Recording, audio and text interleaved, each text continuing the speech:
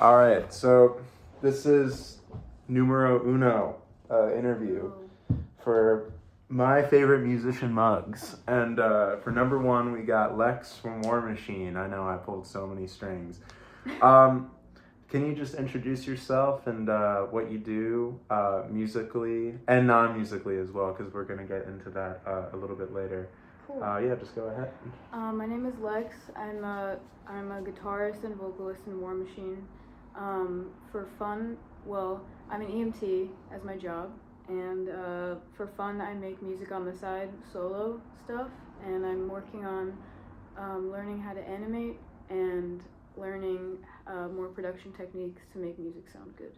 Nice. So I guess I'll start with, I don't necessarily know a lot about a lot of the musicians that I hang out with on like a personal level, just because we're always seeing each other at shows and stuff, and we're just talking about what's going on with the day. So could you tell me, like, growing up, did you have a lot of music in your life, and did your family listen to a lot of music and such? And where are you from? I actually don't even know that to begin with.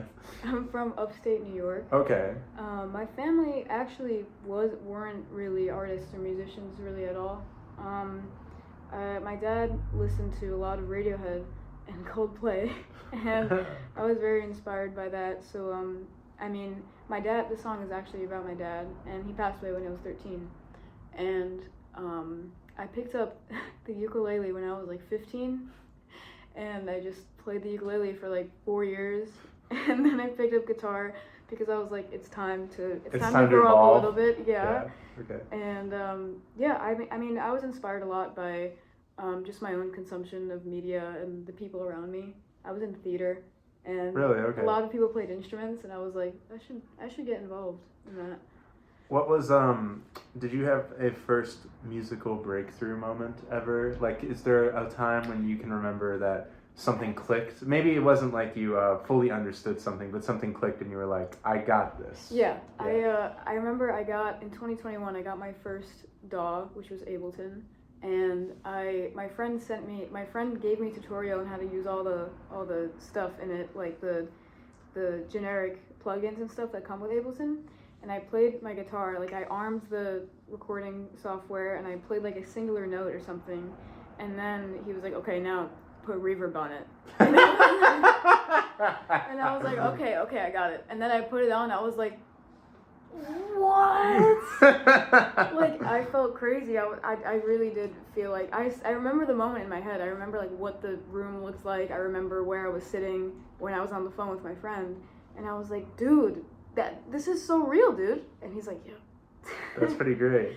Do you so after that, I know that we talked a little bit, you started playing professionally, as in like playing live in front of people, about 2 years ago. Yeah. Right? That's the case. So you went from having your first musical like breakthrough moment to playing live like pretty quickly, like much quicker than I feel like a lot of people would. And I want to ask, what was that growing process like? Because you're just kind of like, you really threw yourself into the deep end really quickly. Well, and how's that been? I already felt kind of behind because, like, I don't know, I had all these friends that were already hitting the stages and already really good at guitar. And I was like, all right, I'm just gonna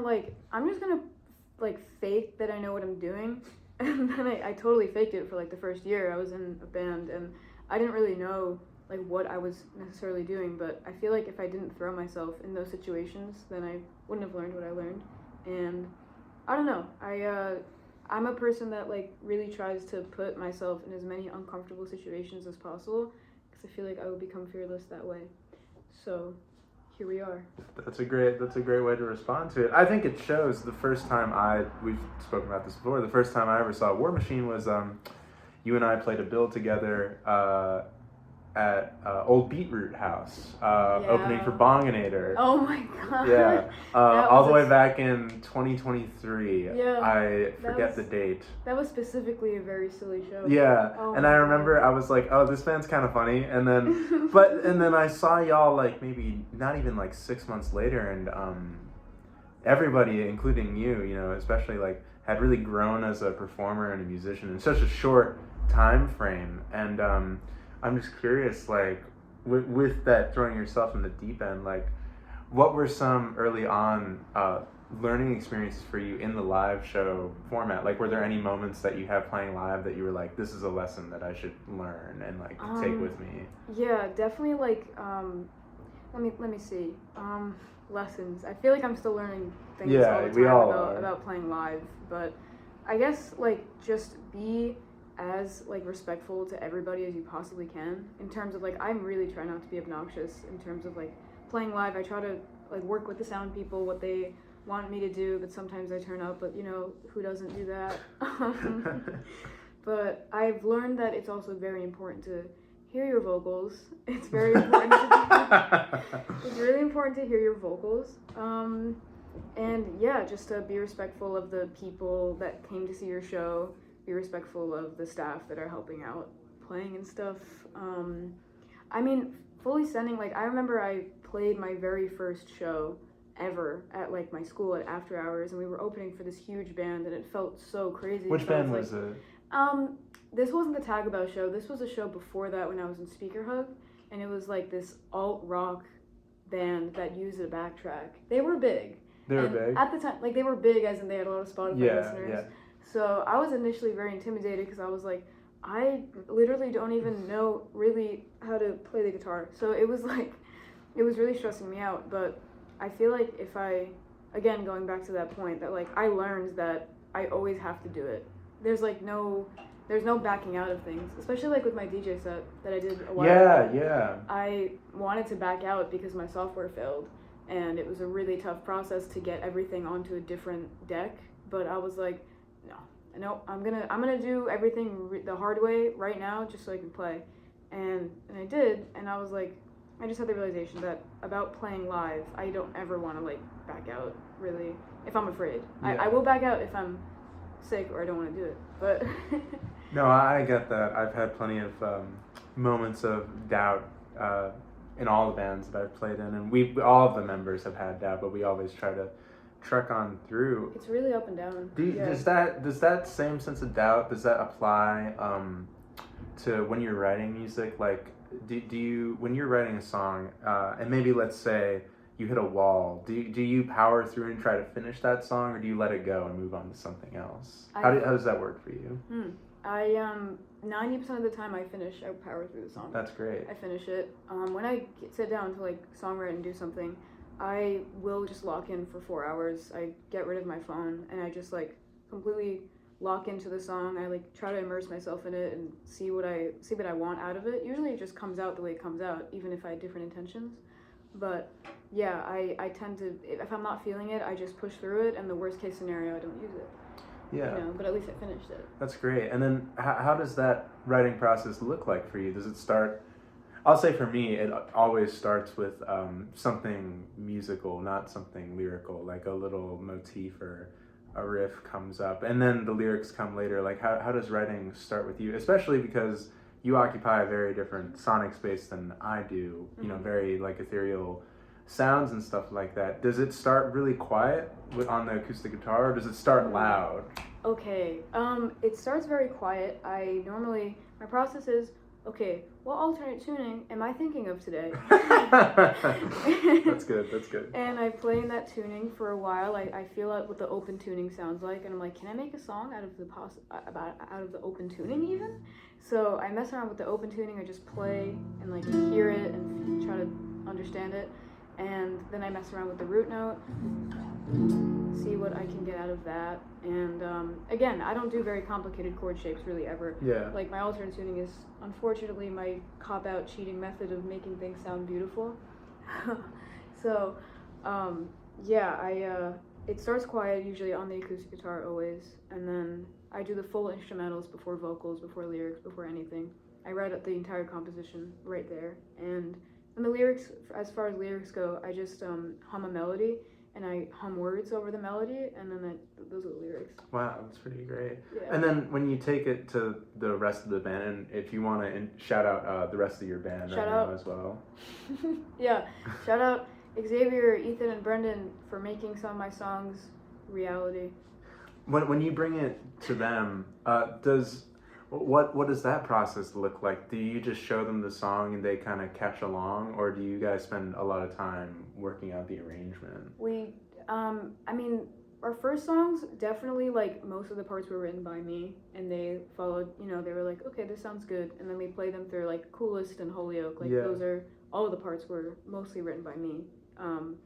Probably not the drums. The drums is, Brennan's doing something else. Yeah. Brennan's making it amazing. But the newer songs that we're having are full collaboration, as in, I'll bring a composition to them with bass lines, lead parts, rhythm, drums, written, everything. They will normally take that and be like, I get the vibe, I might do something else. And I'm like, go ahead. Yeah.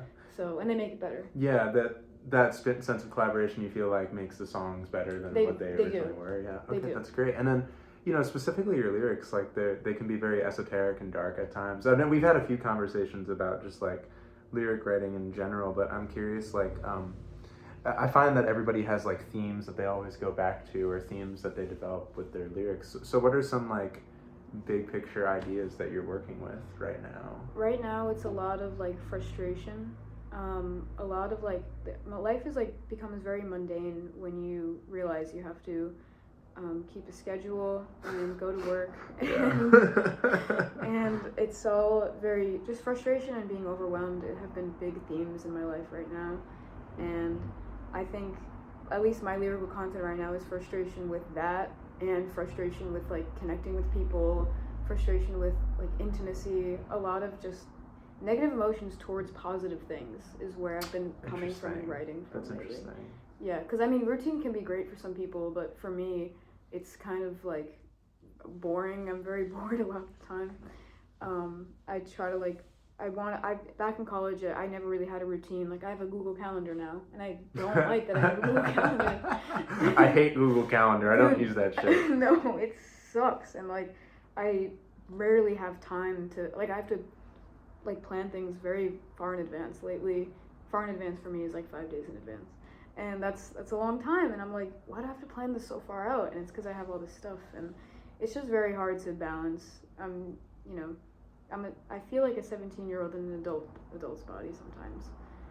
Wow, yeah. I can relate to that. I mean, I don't work as an EMT, but I definitely. Well, that job's not boring. No, that's it's why I'm sort of involved.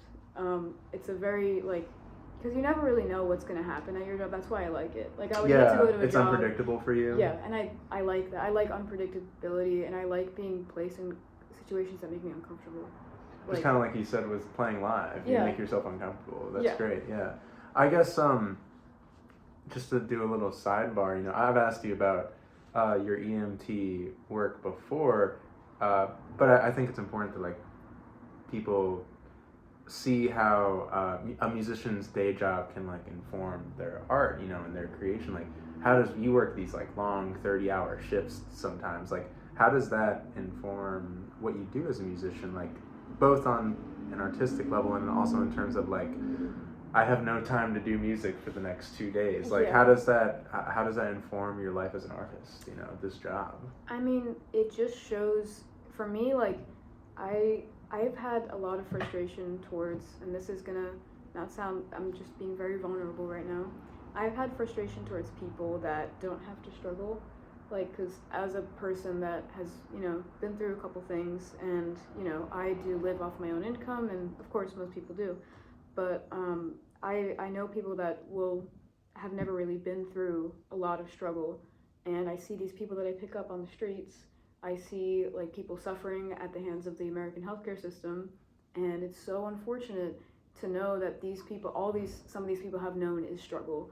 And I see a lot of people that I know and musicians that I just feel like conflict and struggle and like informs you, like gives you a lot of perspective, and it gives you a lot of feeling and empathy. And I feel like when you don't even witness struggle, let alone like go through struggle, I feel like it's almost a disprivilege. Like, I think you should know what struggle is and how people are living, because I feel like especially in Boston, like everyone's a relatively well-off college student.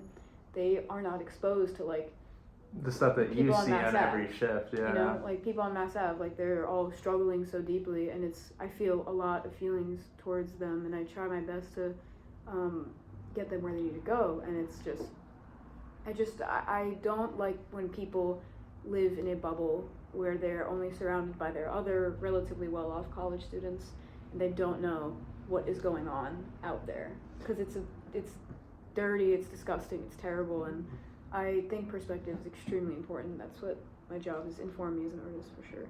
It seems like the theme of this conversation is you are getting put in uncomfortable situations for a lot of people, and this job obviously puts you in a lot of uncomfortable situations in terms of like, wow, this is like real stuff, you know, this is stuff that like, I can't take my eyes away from this because it's so crazy, and I think that really informs the music that you make with Warmachine, because watching you guys play live, it's like a thing where it's like, I mean, one, you guys are like the loudest fucking band ever, but the other thing is just like, you know, the stage presence and the volume and like the interesting song structures. It's like a thing where it's like, oh, like this is real, like I can't look away from this, you know, and in a similar way. Yeah, exactly. Exactly. Warmachine's like a car accident. Do you think Warmachine's stage volume, if you guys played an outdoor festival, do you think your stage volume would cause a car accident because it's so loud? Definitely, people would get distracted? Probably. I saw this show, A Place to Bury Strangers.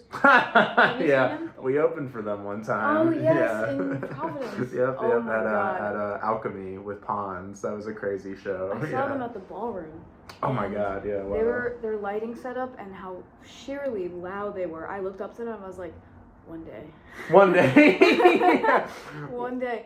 And, you know, it sucks because Xavier has, like, problems with strobes, so, you know, we may have to scale back on the lights. But, man, did I want to get to that volume one day and just, like, it was the most beautiful show I've ever seen in my entire life. It was pretty gobsmacking when they just, like, when they just start playing, you're just like, I didn't know things could be this loud. Yeah, you know? And it inspired me so much, and yes, Warmachine could cause a car accident one day because I want to play that volume one day.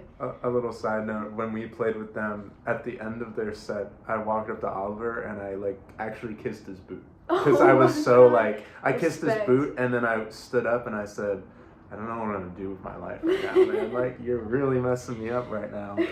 I guess to round out the question portion of this, you know, talking about this show is about like music that we make and music that we listen to as well, just as much. And I'm just curious, like, what's some music that has been giving you energy to create recently, or like, are there any friends that make music that, you know, live in this rat city area that I call, that like really inspired you to pick up the instrument every day? Yeah, Gavi from Walk Me Home is genius. Oh my God, yeah. Tell me about it. Utter genius. I saw them live for the first time 2 years ago, and it's like every single show since then has been just as brilliant as the last one. And I think their music, they evoke, I was just saying this yesterday, they evoke like emotion in their playing. Like, it's not emotion as in like emo music, it's emotion as in like you can, like with every like strum of whatever instrument all of them are playing, whether it's the drums or the bass or guitar, it just, you can feel it. I can't even explain it any other way. Yeah. And I took a lot of inspiration from that, and I want people to feel my music as deeply as I felt Walk Me Home's, and that's definitely a feat because they made the best album of the entire world. So that album's pretty great. I don't know if that's possible, but I'm deeply inspired by Walk Me Home and the way they make music. It feels like they have to. It feels like the way they make music, it feels like they were not here for any other reason besides making the most beautiful music I've ever heard.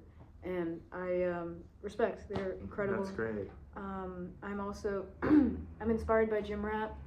Yeah. I'm inspired by Sam. Who is Sam, by the way, as a little inkling into the world? Yes, Sam is the lead vocalist of Jim Rat. He pushes me for stage presence. He puts a lot of emphasis on it, and I feel like in today's rock bands, especially shoegaze, you don't see a lot of people doing a lot of things with their bodies. Yeah. Or even like their faces, or they're kind of just standing there, which is a movement in itself. It's very cool.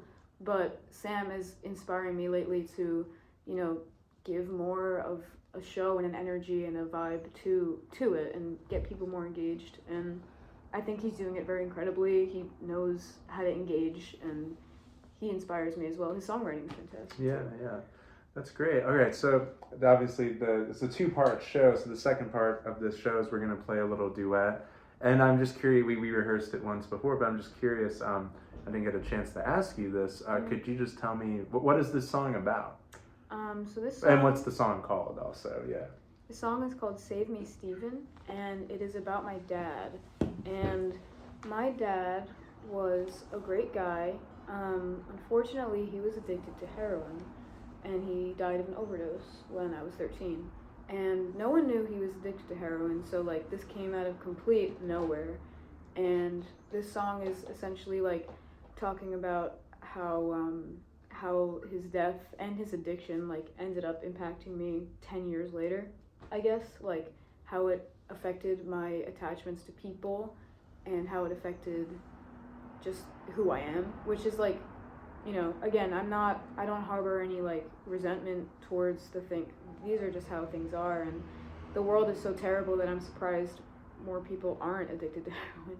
Like, it's a terrible, terrible world, and I understood why he might have he didn't intentionally, obviously, but why he might have chosen to engage in a drug like that, because it's a terrible situation most of the time, and it's very hard to cope in a healthy way usually.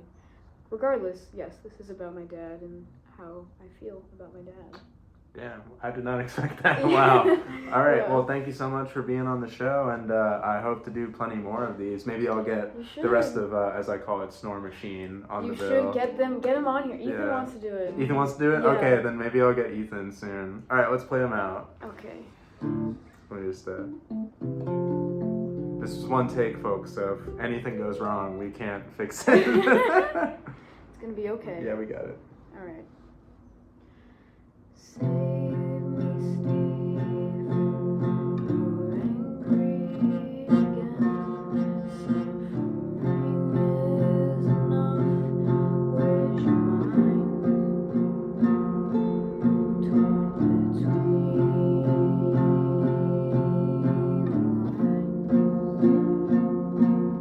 and your world is crashing down.